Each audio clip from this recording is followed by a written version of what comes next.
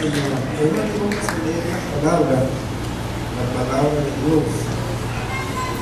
En el capítulo 2 del libro de los Hechos, del verso 43 al verso 47.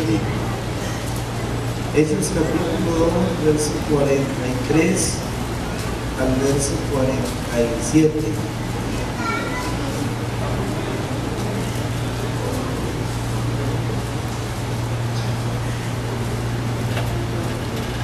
Amén. Gloria al Señor. Dice así: y sobrevino temor a toda persona, y muchas maravillas y señales eran hechas por los apóstoles. Todos los que habían creído estaban juntos y tenían en común todas las cosas, y vendían sus propiedades y sus bienes y lo repartían a todos según la necesidad de cada uno. Y perseveraban unánimes cada día en el templo, y partiendo el pan en las casas, comían juntos con alegría y sencillez de corazón, alabando a Dios y teniendo favor por todo el pueblo. Y el Señor añadía cada día a la iglesia los que habían de ser salvos. Oramos a Dios. Vamos a presentar, hermanos, o quiero presentar esta enseñanza de estos versos que leí del 43 al 47, y quiero hablar acerca del tema que estoy titulando la vida de una iglesia saludable. La vida de una iglesia saludable. Y digo la vida de una iglesia saludable porque la iglesia tiene una doble faceta en este mundo, cumple con una doble función. Por un lado, la iglesia cumple con la función de ser una institución, pero por otro lado, la iglesia es un órgano viviente. Como institución, San Pedro se refiere a ella y San Pedro la ve como un edificio, donde los que la componen somos piedras vivas que estamos colocados en ese edificio. Pero como órgano viviente, San Pablo mira a la iglesia como un cuerpo que tiene vida. Y dice San Pablo que la iglesia, como cuerpo, como órgano viviente, pues cada uno de nosotros le integramos y estamos colocados en ese cuerpo. Tenemos un lugar en ese cuerpo. Como institución, la iglesia tiene una organización, también cuenta con una estructura, pero además, como institución, la iglesia se rige por sistemas, o hay una serie de sistemas que la rigen, que esto es fundamental, porque si no cumpliera con esa función de institución, entonces dejaría también de cumplir con un objetivo en este mundo. Pero como órgano viviente, indudablemente que requiere de cuidado, necesita estar saludable para desarrollarse, porque no olvidemos que solo lo que está vivo, es decir, solo lo que tiene vida y está en una buena condición de salud, entonces ese órgano va a tener capacidad para crecer, para desarrollarse. Lo que no tiene vida no se desarrolla, lo que no tiene vida no se puede mover, pero lo que tiene vida se desarrolla, lo que tiene vida crece, tiene esa capacidad para crecer. Por eso, indudablemente que uno de los elementos que va a mantener en buena condición a la iglesia es su salud. Una iglesia enferma se estanca. Una iglesia enferma tiende a decaer. En cambio, cuando la iglesia está sana, esa iglesia se va a fortalecer y logra perfeccionarse. Y si nosotros leemos la Biblia con cierto detalle, vamos a encontrar que Dios, por medio de cada uno de los apóstoles, siempre trataron de establecer bien o dejar bien sentada esta idea en la mente de los cristianos. Ese es el ideal que nos presenta la Biblia. Es el ideal de Dios, que su iglesia sea una iglesia saludable, para que de esta manera la iglesia pueda desarrollarse. Por eso, hermanos, el cristiano, todos nosotros como cristianos en particular, y la iglesia en general, debe preocuparse por llevar una vida saludable. Debemos velar por nuestra salud. Hay tantas cosas que cuando nos descuidamos y no ponemos atención a nuestra vida, hay tantas cosas que nos pueden enfermar. Por eso, para estar en ese buen nivel o en esa buena condición de salud, se necesita poner mucha atención. Y entonces esto se va a conocer en la medida que cada uno de nosotros en lo particular, o la iglesia en lo general, refleje una serie de aspectos que precisamente encontramos en este pasaje. Y el primero de ellos, y que es propio, se encuentra en la iglesia que goza de buena salud, es que esa iglesia va a ser de profundidad espiritual. Solo una iglesia sana puede tener profundidad espiritual. Por eso el verso 43 dice que sobrevino temor a toda persona, pero luego agrega, y muchas maravillas y señales eran hechas por los apóstoles.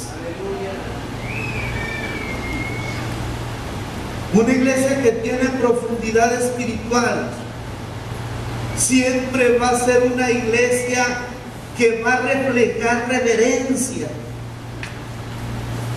Y fíjese bien, hermano, en este verso la palabra temor encierra la idea de respeto y reverencia.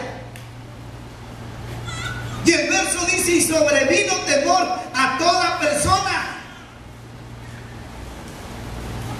a todos los hermanos.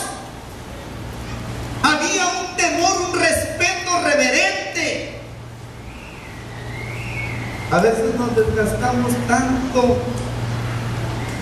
procurando, buscando que el culto de veras se convierta en esa respuesta que Dios desea de su iglesia. ¿Cuántas veces decimos este lugar este lugar pues no es otra cosa que casa de Dios y puerta del cielo? O mas Jehová está en su santo templo, calle delante de él toda la tierra. Pero entonces de repente nos damos cuenta que hay quienes no dejan de chatear con su celular, o de repente hay quienes no dejan de estar en otros detalles, y eso refleja que no vinieron preparados, porque la reverencia tiene que ver con esa preparación interna y externa al dirigirnos o acudir a adorar a Dios. Por eso la reverencia es algo que se debe de traer desde el mismo momento que salimos de nuestra casa. Y la iglesia primitiva era una iglesia reverente, era respetuosa, tenía en gran estima y valor todo aquello que tenía que ver con el Señor. Pero no solo era reverente espiritualmente hablando, esa profundidad espiritual se podía percibir por esos niveles milagrosos en los que se encontraba esta iglesia. Sí, el verso dice, y muchas maravillas y señales eran hechas por los apóstoles. Es decir, decir, sucedían grandes cosas. Porque el Dios que las hacía es un Dios grande, es un Dios maravilloso. Y cuando la iglesia es ese recipiente, se convierte en ese agente donde Dios de veras se manifiesta, suceden grandes cosas.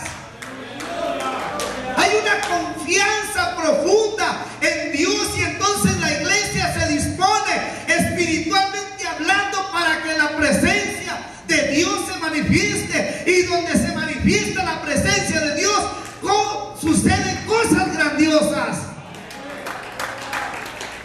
Por eso usted y yo tenemos que medir nuestra condición espiritual.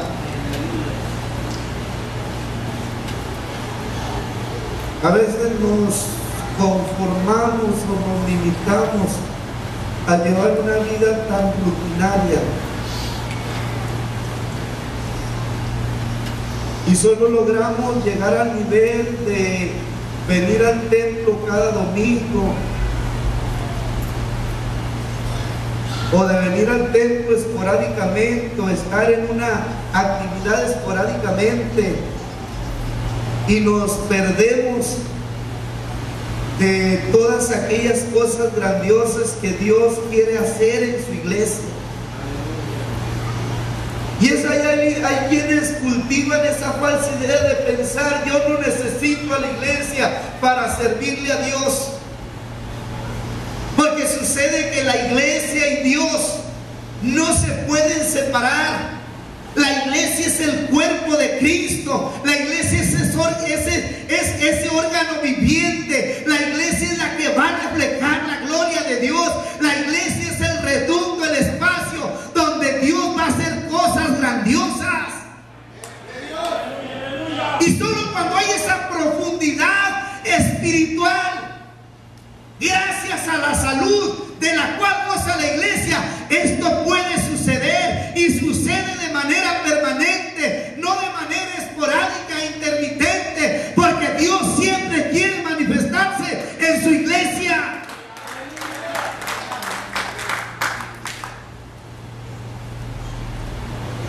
El otro rasgo o aspecto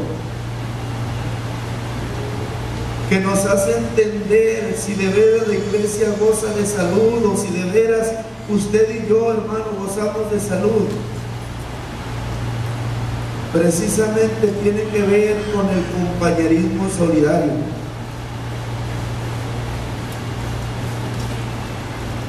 Es increíble cómo vivían estos cristianos. Dice el verso 44 y 45 que todos los que habían creído estaban juntos y tenían en comunión todas las cosas, y vendían sus propiedades y sus bienes y lo repartían a todos según la necesidad de cada uno. Y entonces aquí aparece una palabra muy importante que también aparece cuando Jesús lleva a cabo ese acto glorioso de despojarse, ser Dios y venir y estar en la condición de hombre.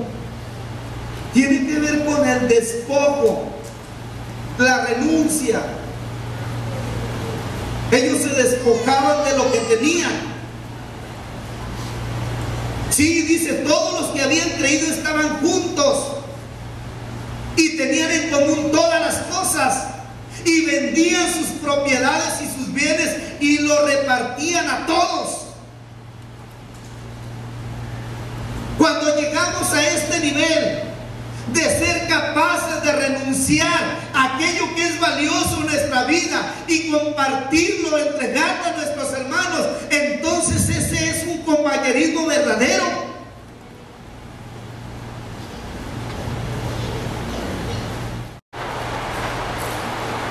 Estuvo dispuesto a despojarse de ser Dios. Y los primeros cristianos no les importaba repartir a todo lo que, el resultado de lo que vendían. No les importaba. Ese es el verdadero compañerismo. Ese que se solidariza, es el que ve por los demás. Y entonces cuando la iglesia vive en esta condición, se pueden suplir las necesidades, dice la Biblia, según la necesidad de cada uno.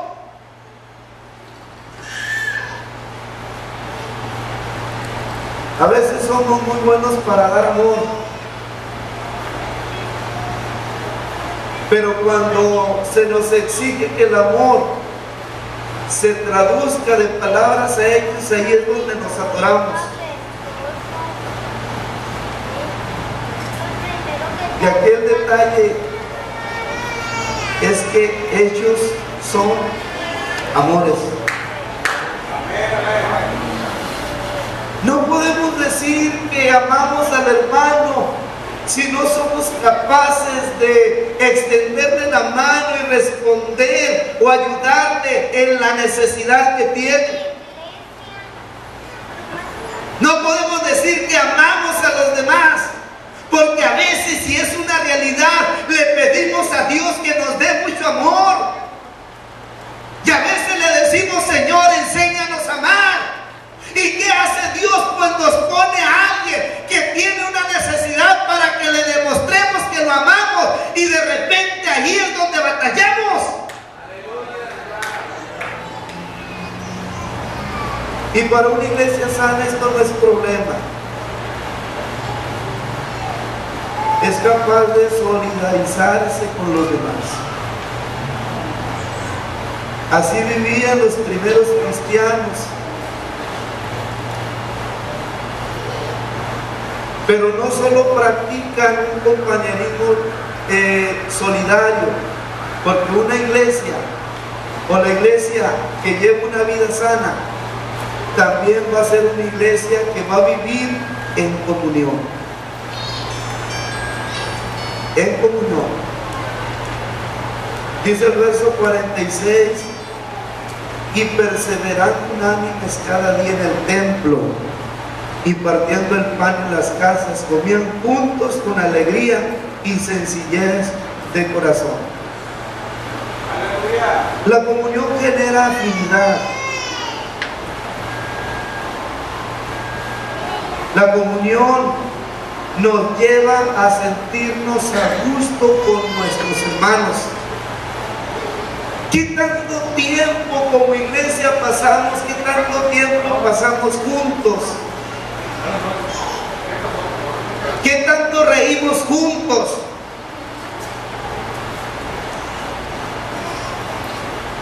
Estos perseveraban unánimes cada día en el templo. O sea, no estaban por estar. La palabra unánime rebasa la idea de estar en un mismo lugar. Va más allá, profundiza y nos habla o nos dice de checar, de afinar en ideas.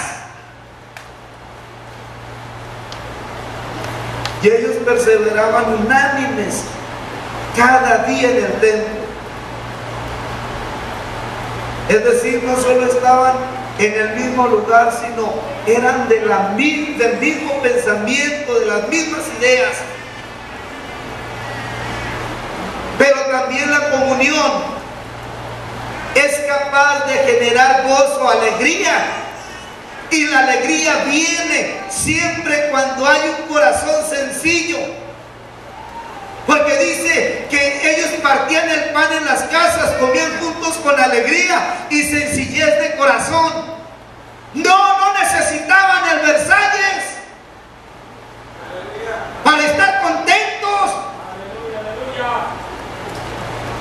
Ni tampoco necesitaban el Villacaíta, ni el España, ni nada de eso. Ellos, el gozo que sentían era porque su corazón era sencillo, era humilde.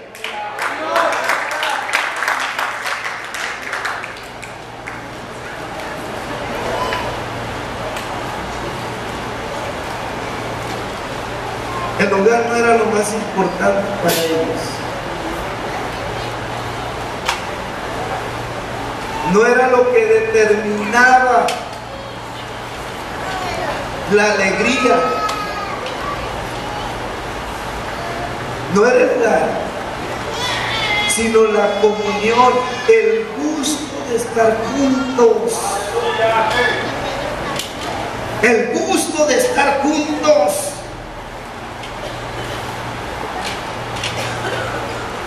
Paz de Cristo, hermanos. Paz de Cristo, hermanas.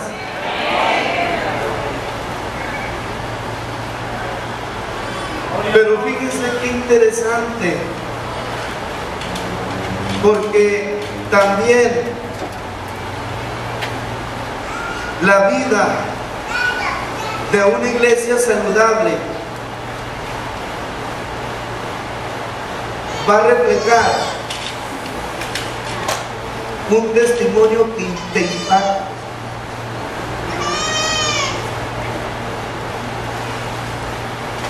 No hay algo que impacte tanto que la salud en la vida de un cristiano. Porque cuando el cristiano está saludable, puede alabar a Dios sin ningún inconveniente. Y ellos alababan a Dios y tenían favor con todo el pueblo. Y el Señor añadía cada día a la iglesia a los que habrían de ser salvos.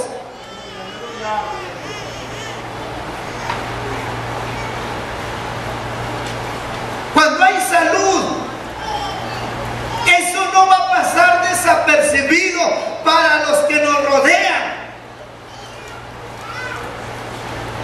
Estaban tan saludables, tan sanos estos cristianos, a tal grado que ellos lograban tener favor con todo el pueblo. Y cuando dice el verso que tenían favor, tener favor es contar con el aprecio, contar con la estimación. Y dice el verso, alabando a Dios y teniendo favor con todo el pueblo.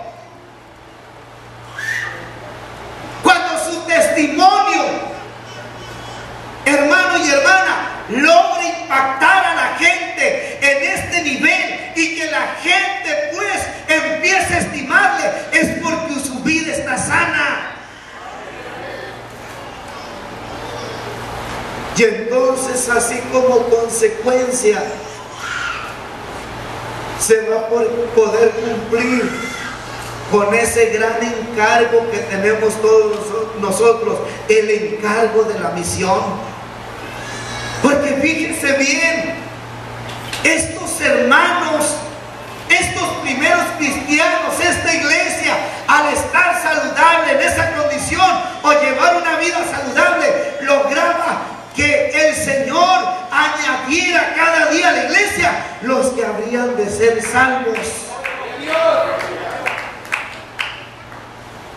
Estaban tan limpios, Dios miraba el corazón de estos hermanos tan limpio, sin contaminación, que Dios se encargaba, Jesús se encargaba de intervenir y agregaba a la iglesia los que habrían de ser salvos. Si a veces el Señor no agrega a la iglesia más gente porque puede que se enfermen, pero cuando la iglesia es ese recipiente limpio donde el que viene va a encontrar las condiciones para desarrollarse de manera efectiva, entonces el Señor sigue bendiciendo a la iglesia y sigue trayendo a los que van a ser salvos.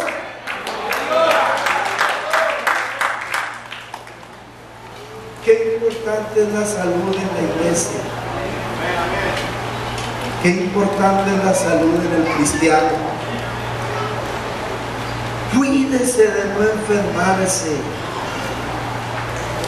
No permita que su corazón y su vida se contaminen. Si se contamina su corazón y su vida,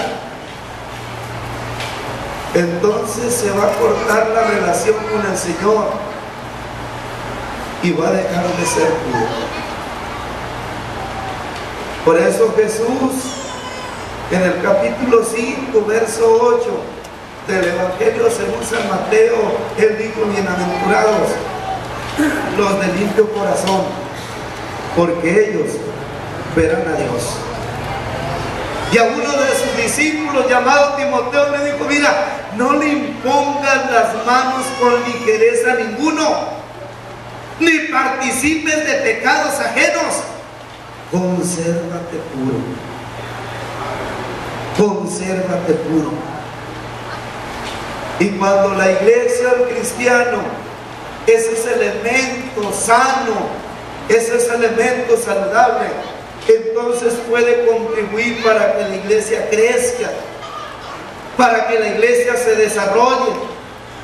Porque eso es lo que Dios le declaraba a Pablo, y Pablo al mismo tiempo le enseñaba a los efesios. Y con esto quiero terminar, porque le decía allá en el capítulo 4, verso 11 en adelante, a la iglesia de Éfeso, le decía que Él mismo constituyó a unos apóstoles, a otros profetas, a otros evangelistas, a otros pastores y maestros, a fin de perfeccionar a los santos para la obra del ministerio, para la edificación del cuerpo de Cristo, hasta que todos lleguemos a la unidad de la fe y del conocimiento del Hijo de Dios, a un varón perfecto, a la medida de la estatura de la plenitud de Cristo, para que ya no seamos niños fluctuantes, llevados por doquiera de todo viento de doctrina, por estratagema de hombres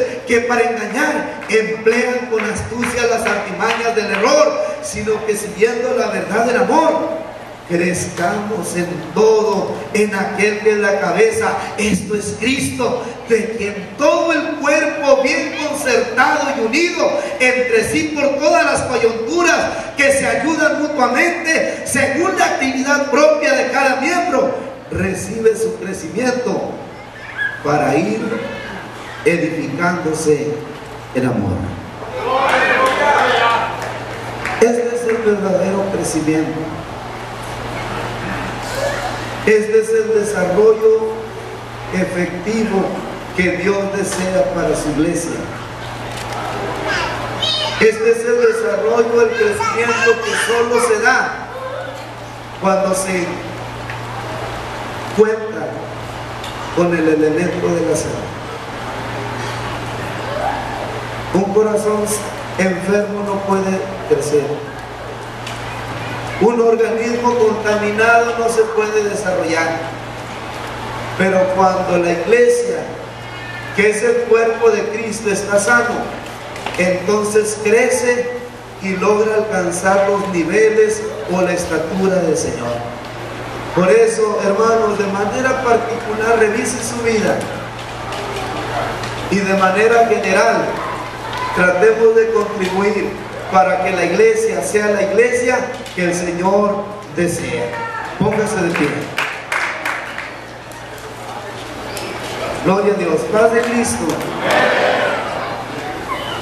Hermanos, ¿qué le parece si aquí en el altar le decimos al Señor, o nos comprometemos con el Señor y le decimos: Señor, voy a cuidar mis ojos, voy a cuidar mis manos, voy a cuidar mi corazón? Aleluya. Hacemos un compromiso, renovamos nuestros votos con el Señor. Aleluya. Aleluya. Mientras cantamos esta alabanza, vamos a orar. Hable con el Señor. La purificación solo Dios la puede generar en nuestra vida.